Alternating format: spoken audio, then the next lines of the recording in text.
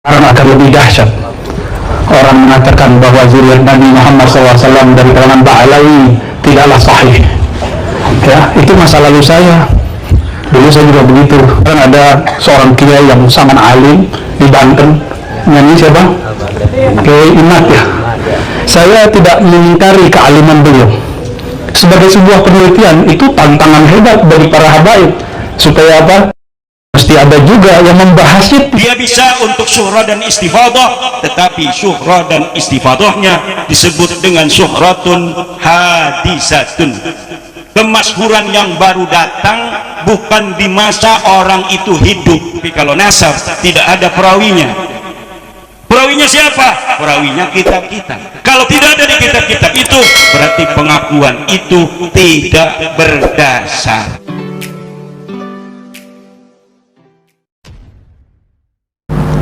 Assalamualaikum warahmatullahi wabarakatuh. Jumpa lagi dengan saya di channel Gagasan Progresif 9, sahabat sebangsa dan setanah di mana saja Anda berada.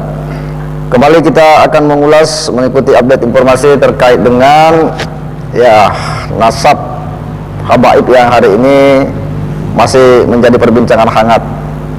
Dan ini bukan hanya antara Kiai Mahyudin Utsman dengan para habaib, tetapi respon dari berbagai kalangan, para cendekiawan, para ilmuwan, para alim pun angkat bicara. Dan kali ini Buya Ar-Razi Hasyim, nama yang sudah cukup populer, nama yang sangat dikenal di berbagai media-media seperti di YouTube karena ceramah-ceramah beliau yang memang begitu bergizi, sajian-sajian ceramahnya yang betul-betul sangat dalam, kajiannya filosofis. Dan kali ini dia juga angkat bicara merespon fenomena viralnya habaib. Dia terang menyebutkan bahwa ini dipersoalkan oleh seorang alim, menurutnya yakni Kiai Mahyudin Utsman, bahkan Buya Ar-Razi Hasyim juga menyinggung bahwa dia yakni Kiai Mahyudin Utsman itu bagian daripada keluarga Wali Songo Syarif Hidayatullah. Hanya pandangan dari Buya Ar-Razi Hasyim ini memang berbeda dengan apa yang disampaikan oleh Kiai Mahyudin Utsman, atau sifatnya mencoba mensintesa apa yang disampaikan oleh Kiai Mahyudin Utsman. Karena menurutnya Buya Ar-Razi Hasyim mengatakan bahwa ketika tidak ada kitab yang ditulis semasa dengan orang tersebut semasa hidup, itu hal yang umum berlaku, karena katanya juga bahwa Wali Songo itu kan ditulis belakangan, tidak ada kitab yang menulis di zaman itu nanti sesudahnya atau murid-murid beliau.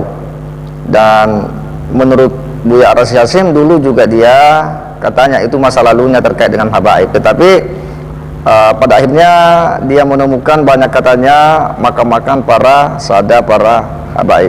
Nah, seperti apa ulasan dari Buya Ar-Razi Hasyim ini yang langsung ditanggapi oleh Kiai Mahyudin Utsman? Kita akan menyimak sama-sama. Saya akan menyajikan lebih dulu bagaimana pandangan dari Buya Ar-Razi Hasyim.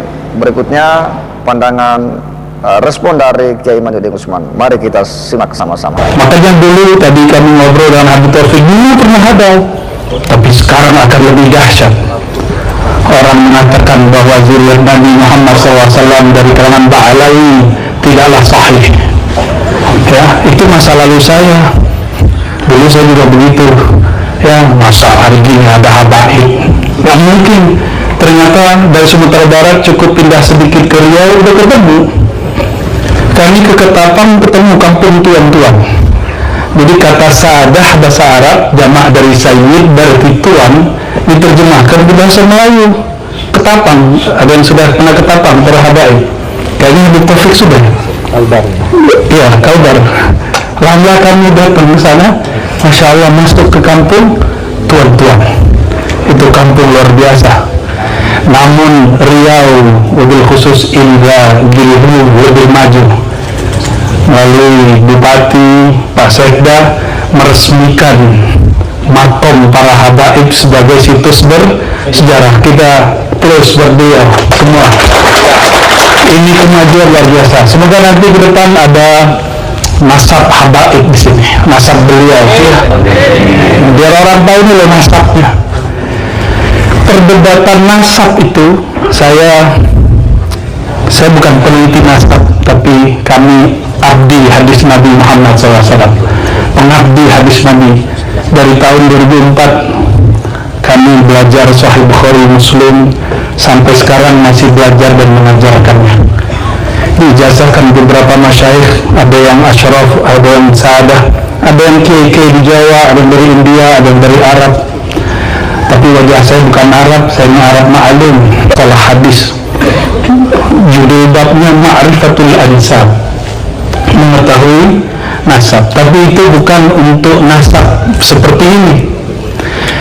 Namun ilmu ini pun bermanfaat, bisa dipraktekkan kepada mengetahui nasab para asyraf, para sadah. Ternyata perdebatannya hari ini di mana? Jadi yang ditawasulin oleh beliau Al-Habib Taufik, yang dibaca oleh zuriat beliau Al-Habib Ali, Ubaidullah bin Ahmad, itu ya, benar nggak? Yang lagi ramai di YouTube, benar ya? Abdullah atau tasghirnya, tasghir itu dikecilkan, biasanya itu tradisi para masyayikh, karena ulama wali-wali Allah tuh namanya banyak. Ini salah satu seni punya nama, ada nama jasadnya Abdullah, tapi ketika dia mengenal Allah, dia menyebut dirinya Ubaidullah. Abdullah itulah Sayyidina Muhammad SAW. Ubaidullah aneh, dia bilang begitu. Sayyidina Ubaidullah bin Ahmad ini mulai dipertanyakan beliau ini ada atau tidak, itu wajar. Jadi kalau ada yang kritik jangan marah, baik. Kan sekarang ada seorang kiai yang sangat alim di Banten, nyanyi siapa? Kiai Imat ya. Saya tidak mengingkari kealiman beliau. Sebagai sebuah penelitian itu tantangan hebat bagi para habaib, supaya apa? Mesti ada juga yang membahasnya tidak dengan emosi, tapi membahasnya karena dia membahas pakai buku, pakai tulisan, kita balas pakai tulisan. Dia buat ceramah, kita buat ceramah. Innamal mu'minuna ikhwah. Kan beliau katanya zuriat Syarif Hidayatullah juga. Kalau dia berarti jalur asyraf, kalau benar. Ya tinggal kuat-kuatan aja, pakai kekuatan ilmu. Meskipun itu menyakiti banyak zuriat Nabi dari kalangan Al-Ba'alawi. Dalam hal ini kami punya pandangan sendiri. Nah, beliau kan berargumentasi. Argumennya lumayan memukau. Tapi bagi saya, ya biasa aja. Kenapa? Apa kata beliau? Ubaidullah ini nama dia tidak muncul dalam kitab-kitab biografi di abad itu. Betul nggak? Ya wajar. Di zaman itu nggak ada Dukcapil, Pak Sekda. Pak Sekda namanya ada nggak di Dukcapil? Henry gitu. Banyak Pak namanya Henry. Henry apa Pak? Henryzal. Itu banyak, ratusan namanya Henryzal. Di zaman itu nggak ada namanya sistem online gitu, nggak ada.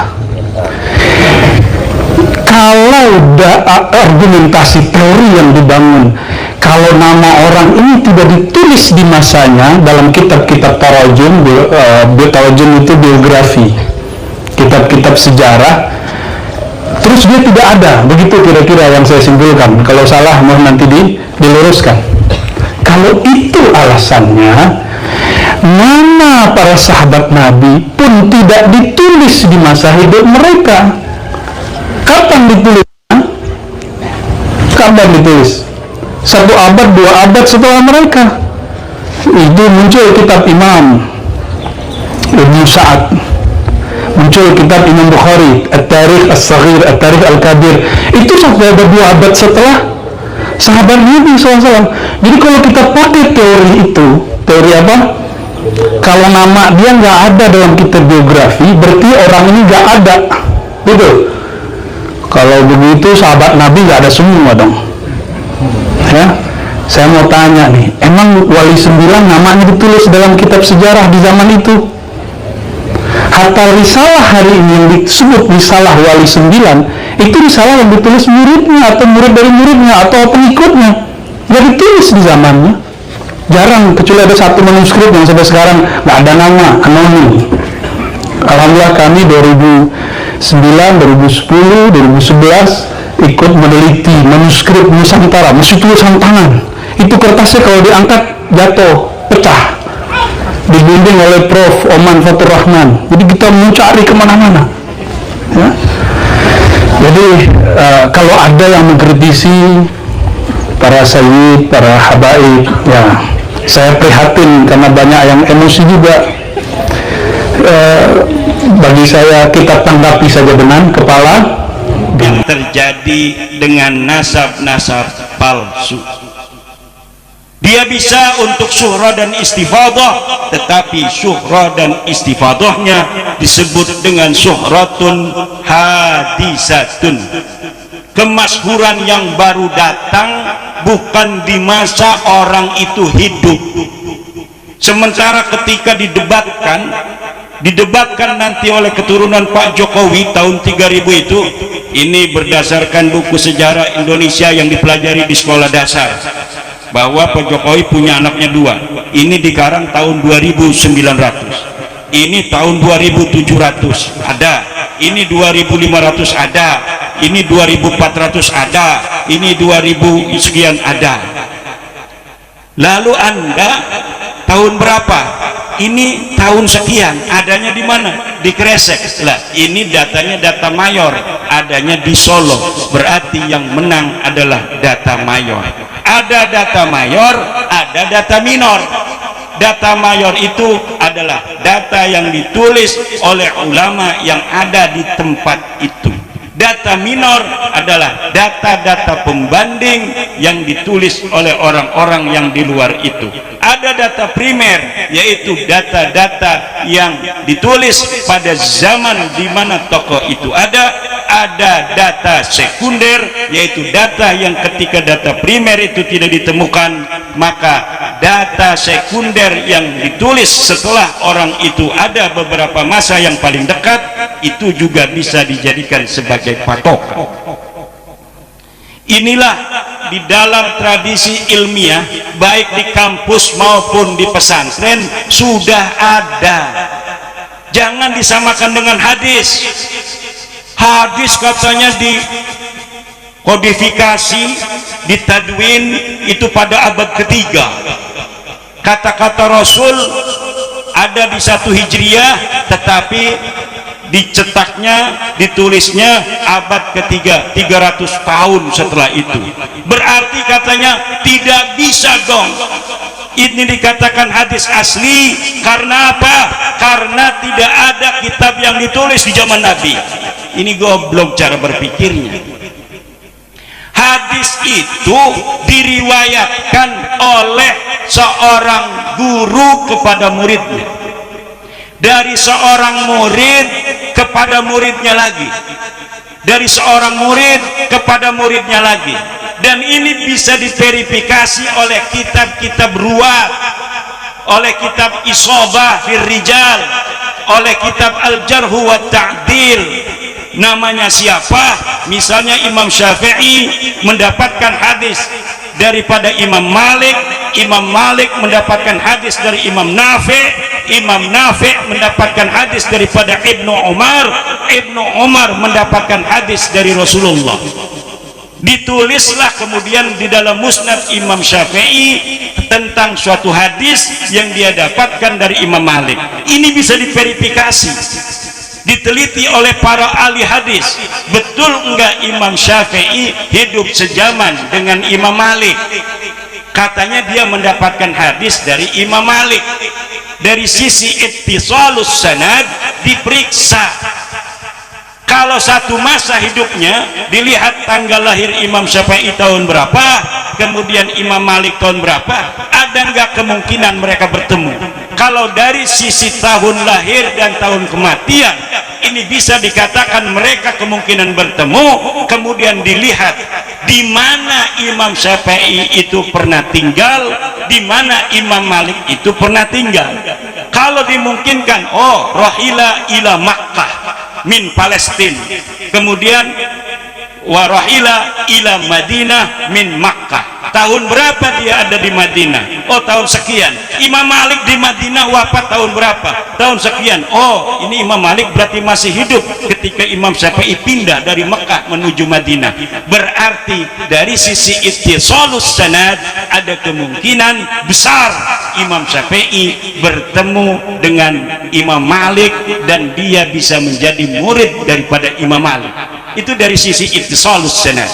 Kemudian dari sisi kualitas musnidnya ini, bagaimana para ulama menerangkan tentang kualitas siqahnya Imam Syafi'i, bagaimana menerangkan tentang kualitas siqahnya Imam Malik. Oh, Imam Syafi'i ini adalah orang-orang yang siqah, orang yang adil, bisa dipercaya, tidak pernah dia berdusta. Dia punya guru Imam Malik juga dia siqah, dia tidak pernah berdusta, dia tidak muttaham bil kadzib. Maka berarti antara Imam Syafi'i menerima dari Imam Malik ini adalah sahih. Sahih min haisul isnad wa sahih min haisul ruwat. Kemudian dari Imam Malik, benar nggak Imam Malik ini pernah bertemu dengan Imam Nafi'? Diteliti di kitab-kitab yang lain, dalam kitab-kitab sirah, dalam kitab-kitab tarajim, dalam kitab-kitab rihalat, perpindahan-perpindahan, dalam kitab-kitab qabail. Ini diteliti satu persatu. Kemudian dikatakanlah oleh ulama ini hadis sahih. Kalau misalnya ada orang ternyata dia ini bertemu tetapi dia pernah berdusta, disaksikan oleh orang dan dapat dibuktikan kedustaannya, maka kemudian dia disebut oleh ulama-ulama ahli jarh wa ta'dil kadzdzab atau muttaham bil kadzib. Maka hadisnya turun derajatnya, walaupun ittisal sanadnya, tetapi dia kemudian menjadi dhaif. Apakah ketika kita mendhaifkan hadis, mengatakan hadis ini munqati, adalah kita menyakiti Rasulullah? Tidak. Ini namanya kita sedang membersihkan hadis-hadis Rasul daripada hadis-hadis palsu. Ini besar loh nama Rasulullah. Katanya Rasulullah berkata demikian. Benar nggak Rasulullah berkata demikian? Bisa diverifikasi oleh kita. Ditahrij hadisnya, an-nadhafatu minal iman, hadis Rasulullah katanya. Kemudian kita verifikasi di kitab apa dia ada.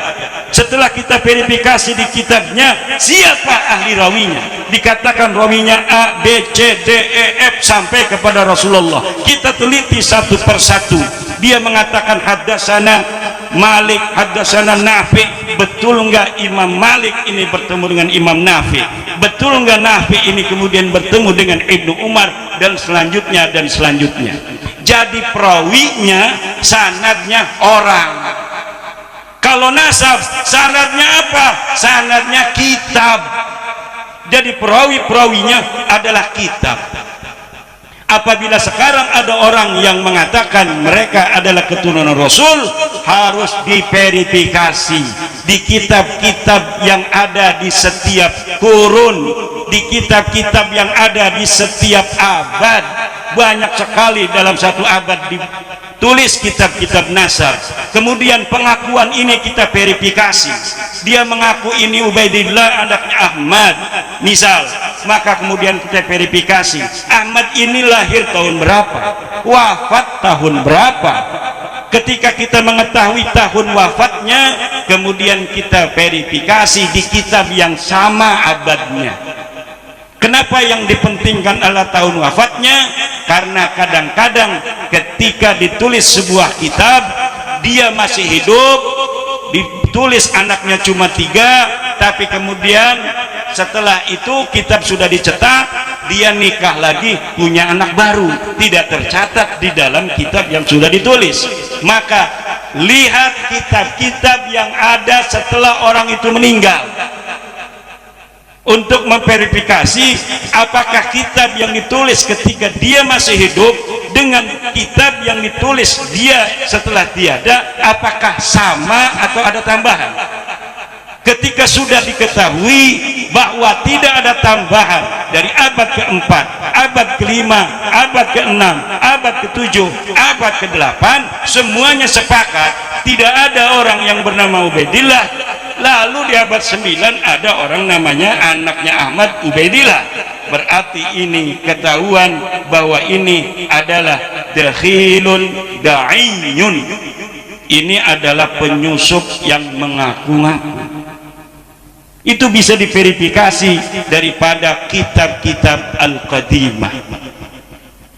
Hadis sekarang yang ada di kita, hadis Bukhari, itu dicetak abad ketiga Hijriah. Tapi sebelumnya itu sudah ada perawi-perawinya sampai kepada Rasulullah, dan disebutkan ini rawinya anu, rawinya anu, rawinya anu, diteliti dalam kitab-kitab tentang nama-nama, kemudian orang ini siqah, maka itu sudah cukup. Tapi kalau nasab tidak ada perawinya, perawinya siapa? Perawinya kitab-kitab. Kalau tidak ada di kitab-kitab itu, berarti pengakuan itu tidak berdasar.